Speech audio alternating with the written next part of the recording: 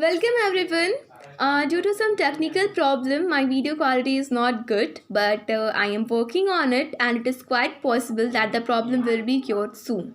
So here, let's begin our video, मतलब our topic of this video, which is the summary and the word meaning of our class 10 supplementary book, chapter 4, A Thrift of Surgery, which is written by James Heroit.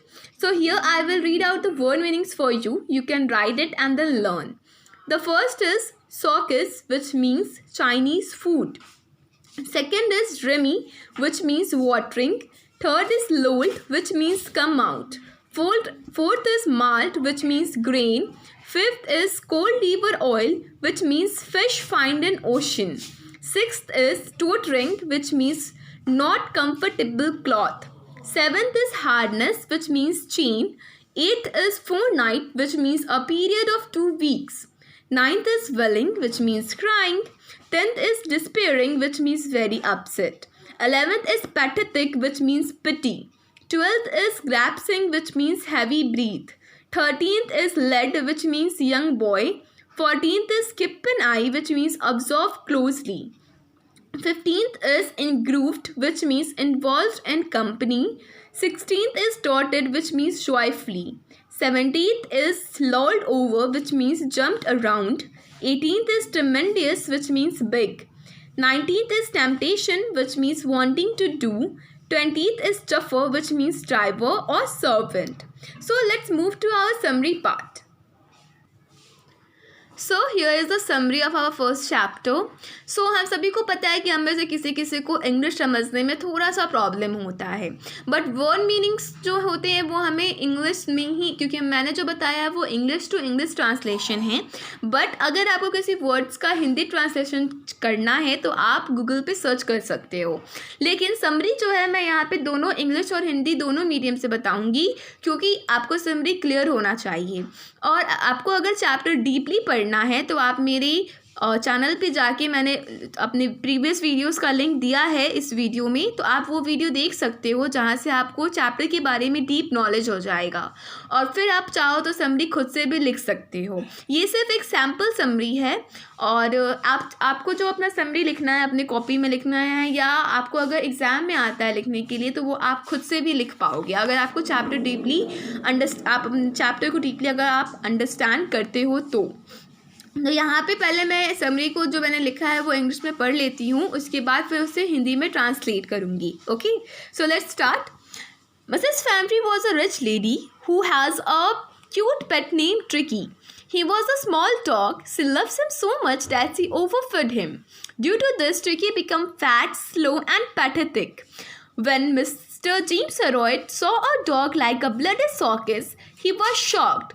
He told Mrs. Famfrey that Tricky needed treatment for his disease, which was possible only in his hospital. When the dog went to the hospital, he had to remain hungry and given food at a fixed intervals. Slowly, he set up a lot of his body weight and became quite active.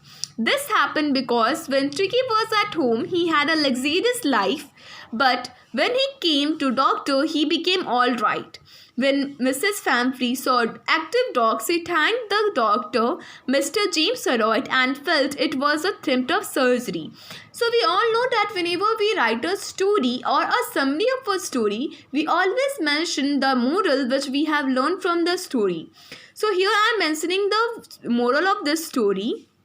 So the moral of this story is that we should never pamper anybody, whether it is an animal or a person, and we should never be greedy. So let's begin our Hindi version of the summary. So Mrs फैम्फ्री जो थी एक बहुत ही rich lady थी जिनके पास एक cute पेट था, उनका नाम ट्रिकी था. सो जो ट्रिकी था वो एक स्मॉल डॉग था, और ट्रिकी से मिसेस फैम्फ्री बहुत ज़्यादा प्यार करती थी, और इसी प्यार के कारण उन्होंने ट्रिकी को ओवरफिट कर दिया, यानी काफ़ी ज़्यादा खिला दिया, जिसकी वजह से ट्रिकी जो है बहुत ही ज़्यादा मोटा हो गया और स्लो हो गया अपनी एक्टिविटीज़ में, और उसकी तबीयत धीरे धीरे दिन पर दिन बिगड़ती ही चली गई. जब मिस्टर जेम्स हेरोइट जो कि एक वेटरनरी डॉक्टर होते हैं, उन्होंने ट्रिकी को देखा मतलब उस डॉग को देखा तो वो बहुत ही ज़्यादा शॉक्ड हो गए उसकी कंडीशन को देखकर। उन्होंने बोला कि मिसेस फैम्फ्री से बोला कि अगर आप चाहती हैं कि ट्रिकी ठीक हो जाए, पहले जैसा हो जाए, तो आपको उसे मेरे साथ हॉस्पिटल में एडमिट करने के लिए भेजना ही पड़ेगा। तो जब डॉग हॉस्पिटल में जाता है तो उसे कुछ दिन तक खाना नहीं दिया जाता है। उसके बाद फिक्स इंटरवल्स पे, फिक्स टाइम पीरियड पे उसे खाना दिया जाता है, जिसकी वजह से क्या होता है कि उसका बॉडी वेट काफ़ी ज़्यादा कम हो जाता है और वो फिर से एक्टिव डॉग में चेंज हो जाता है।